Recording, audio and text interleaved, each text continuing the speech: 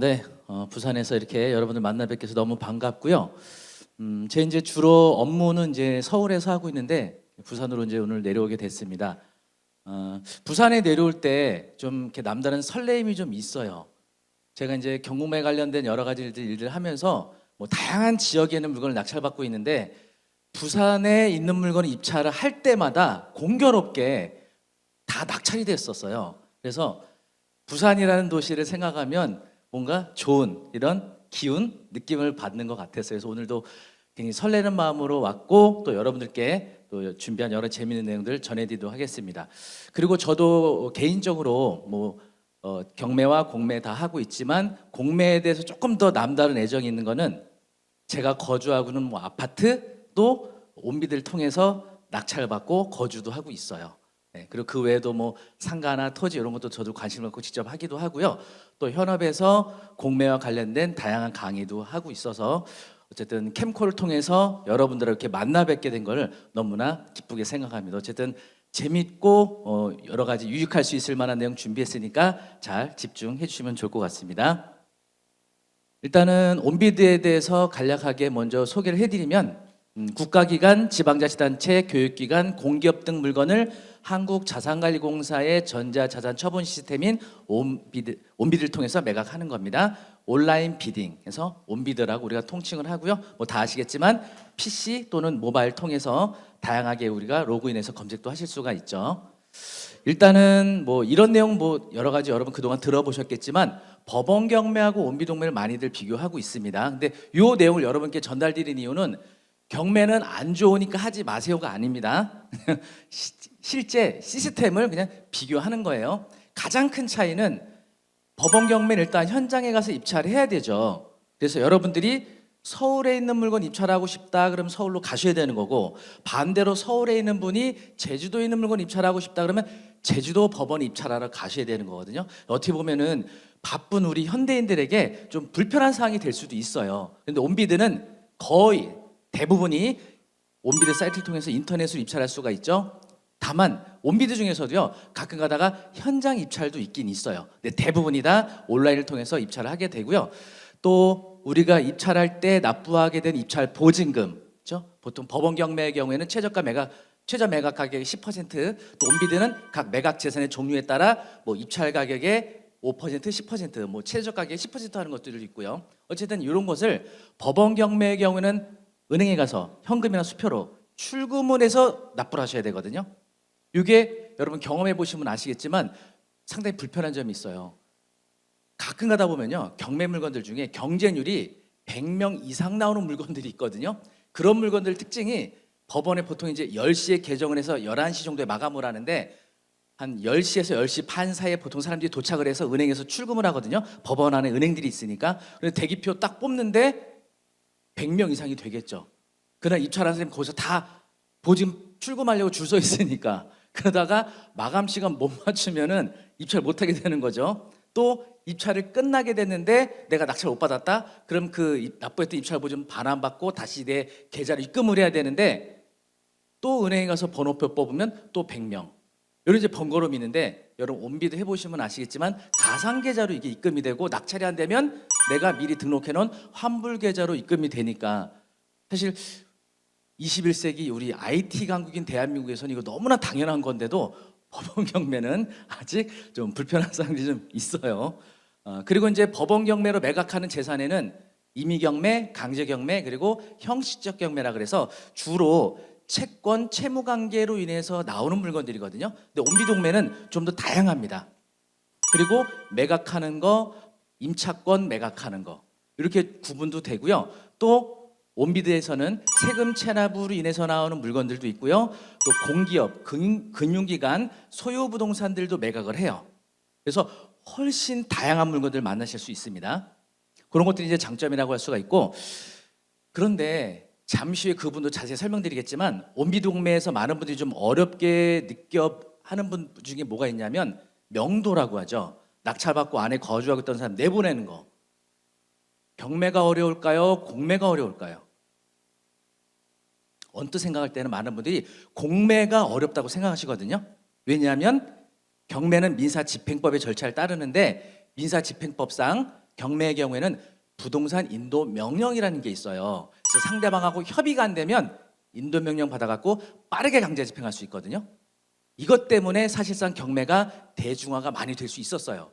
그런데 온비드 공매는 이런 부동산 인도 명령 제도가 없기 때문에 점유자하고 원만하게 합의가 안 되면 명도 소송이라는 절차를 거쳐야 되는 부담감. 그래서 많은 분들이 이걸 되게 높은 문턱으로 생각해서 접근들 잘 못하고 있는데, 잠시 후에 그 부분을 자세히 설명드리겠지만, 명도를 안 해도 되거나 명도를 아주 쉽게 해결할 수 있는 물건들도 꽤 많아요. 근데 많은 분들이 그냥 공매하면 명도 어렵다, 내보내기 힘들어, 소송하려면 머리 아파, 이렇게 많은 분들이 알고 계시는데 실상은 그렇지 않은 물건들이 더 많다는 거죠. 그리고 대항력이라는 이제 공부 여러 번 해보시면, 대항력 임차인이 거주하는 물건에서는요, 경매도 마찬가지고 온비드 중 압류재산도 마찬가지예요. 대항력이 있는 임차인은 보증금은 매각대금에서 전액 배당 배분을 받아가야 됩니다.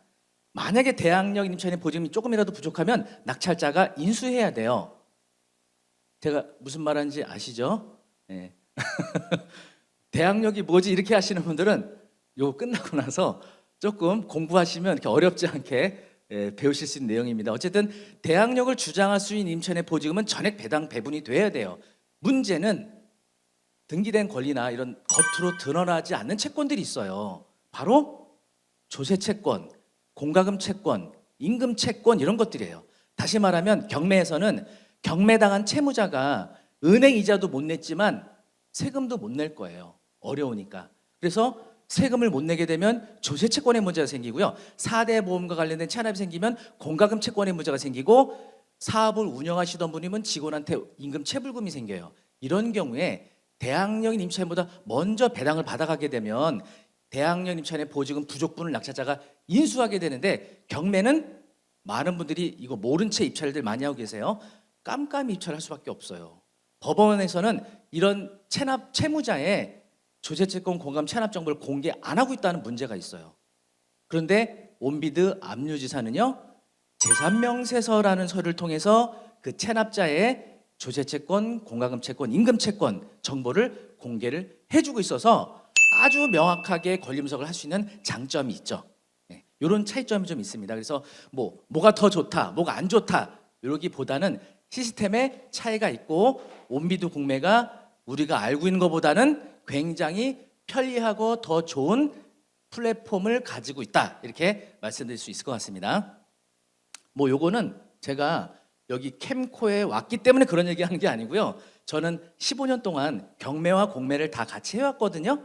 객관적인 그런 비교를 좀 해드리는 거였고요. 공매의 종류를 좀 설명을 드리면, 국유재산, 다시 한번 국가 소유 부동산을 말하는 거죠. 주로 토지가 좀 많아요. 얼마 전에 경기도 화성시에 2천만 원짜리 땅도 국유재산으로 나온 경우가 있었거든요. 그래서 토지를 매입한다 그러면 돈이 되게 많이 필요할 것 같잖아요. 물론 그런 물건들도 많지만, 지난주에 있었던 입찰했던 물건들 중에는요, 경기도 광주시 곤지암이라는 곳에 최저가가 200만 원짜리도 있었어요. 200만 원짜리. 그래서 우리 200만 원 다 있잖아요. 그래서 이런 소액으로도 온비드로 투자할 수 있는 토지 물건이 꽤 많아요. 물론 이제 투자 가치나 공법사항은 다시 보셔야겠지만, 어쨌든 이런 국유지산으로는 주로 이제 토지가 좀 많은 편이고, 공유지산이라 그래서 지방자치단체 소유 부동산들이 있습니다. 이런 것들도 꽤 흥미로운 물건, 괜찮은 물건들이 꽤 많이 나오는 편이고요. 그리고 수탁재산이라 그래서 공기업 소유 부동산, 이제 마지막 부분에 이 수탁재산 낙찰 사례도 좀 설명드릴 건데, 장점이 되게 많아요. 이 수탁재산이 특히 공기업 소유, 또는 최근에 이제 인터넷 뱅킹이 발달하게 되면서 오프라인 그 은행 지점들이 많이 통폐합을 하고 있죠. 우리은행이라든지 시티은행이라든지 이런 데서 오프라인 그 은행 지점들을 폐점하거나 통합하면서 소유하고 있던 그 지점을 매각을 하게 됩니다. 이걸 어디다 매각을 하냐? 온비드를 통해서 매각을 해요. 근데 보통 여러분 어때요? 금융기관이 영업하던 그 영업점들 입지 보시면 어때요? 다 좋은 데 들어가죠. 이상하고 막 후미지고 사람 도저히 찾기도 어려운 이런 동네 안 들어갑니다. 유동인구 많고 역세권이거나 아파트 배우 세대 많거나 이런 데 보통 은행 영업점들이 입점을 했거든요. 이런 것들이 온비드로 매각을 해요. 그런데 플러스 입지 좋은 거 플러스 장점이 하나 더 있어요. 이런 물건들 잠시 후에 소개해 드릴게요. 그 부분. 그리고 신탁재산이라고 있는데 신탁에는 여러 가지 방식이 있어요. 근데 온비드를 통해서 매각하는 주된 신탁재산은요, 담보신탁과 처분신탁이에요. 담보신탁이라고 하면 우리가 은행에서 대출 받을 때 보통 은행에서 근저당을 설정하거든요. 그런데 대출 받을 때 소유권을 신탁회사로 이전하고 대출 받는 방식이 있어요. 이게 담보신탁이거든요. 이자나 원금 상환을 못하게 되면 근저당을 설정된 경우에는 경매가 진행되는 거고요. 내가 담보신탁에 의해서 대출 받았을 때는 이자나 원금 못 내면 이게 신탁재산으로 공매로 매각이 되는 겁니다. 요것도 좀 공부를 따로 좀 더 하시긴 하셔야 되는데 어떤 이런 매각 재산들이 진행이 되고 있는 거예요. 그리고 수탁 재산과 압류 재산이 있습니다. 사업하시다가 어려워서 세금을 못 내거나 또 개인적으로 소득세를 못 내거나 등 뭐 이런 세금 체납이 발생하게 되면요, 국세나 지방세 체납으로 인해서 매각되는 압류 재산이 있거든요. 이 압류 재산은요, 법원 경매 권리 분석하고 거의 비슷합니다. 경매 권리 분석을 배우신 분들은 어렵지 않게 이 압류재산 권리 분석 하실 수가 있어요. 그리고 온비드로 매각하는 것 중에는요, 부동산 소유권에 관한 매각뿐만이 아니고 임대, 대부라고 해서 임차권, 내가 이 상가를 운영할 수 있는 권리, 뭐 3년치의 임차권 또는 5년치의 임차권도 온비드를 통해서 매각을 합니다. 보시면은 여기 같은 경우 뭐냐면요, 요거 강남역, 여러분 그 지하 상가 굉장히 크게 형성이 돼 있잖아요. 강남역 지하 상가 요런 데 임차권도 온비드를 통해서 매각을 합니다. 물론 가격은 좀 높죠. 입지가 좋을수록. 그래서 이런 다양한 임차 물건들도 매각이 되고요. 그리고 보시는 것처럼 자판기 운영권, 그리고 현금 지급기, 그리고 게시판 있죠. 우리가 길 다니다 보면 현수막 게시판, 이런 걸 내가 1년 동안 사용할 수 있는 권리, 이게 비싸지 않아요. 이렇게 보통 뭐 몇십만 원 하거나 뭐 7, 80만 원, 100만 원 요 정도 합니다. 1년 동안 내가 그래서 광고로 좀 하고 싶다. 온비드로 하시면 됩니다. 여러분 지역에서 필요한 곳에 이런 것들이 다 온비드로 매각이 되고 있고요. 그리고 뭐 법원 경매도 있기는 한데 승용차, 특수자동차 이런 것들도 매각이 되고 있고요. 그리고 노트북, 고려청자, 이런 거 혹시 관심 있으신 분 있으세요? 고려청자, 예술품 같은 거 이런 거 나오는데 주로 이런 것들이 왜 나오냐면요, 불용품이라 그래서 이제 공기업이나 국가 이런 기관에서 더 이상 사용되지 않는 걸 처분하기도 하는데 세금을 못 낸 체납자들이 있죠. 세금을 못 낸 체납자들이 부동산을 소유하고 있을 때는 그거를 압류재산으로 매각하기도 하고요. 압류재산이 없거나 압류재산을 통해서 모든 채권에 만족이 안 됐을 때는 그 사람 거주지 가서 이런 유체동산 소유권을 찾아내서 매각을 하게 되는 겁니다. 그리고 뭐 저는 개인적으로 관심은 크게 없기는 한데 이런 가방들도 나오고요. 명품 가방. 그리고 이건 남성 시계더라고요. 남성 시계인데 이런 것들도 온비드로 매각을 하고 있어요. 그리고 회원권, 뭐 콘도미니엄 회원권이나 또는 특허권, 유가증권, 판매권, 광고권 등 이런 권리도 온비드를 통해서 매각을 합니다. 주로 이런 것들이 세금 체납으로 인해서 진행되는 것들이에요. 거의 다.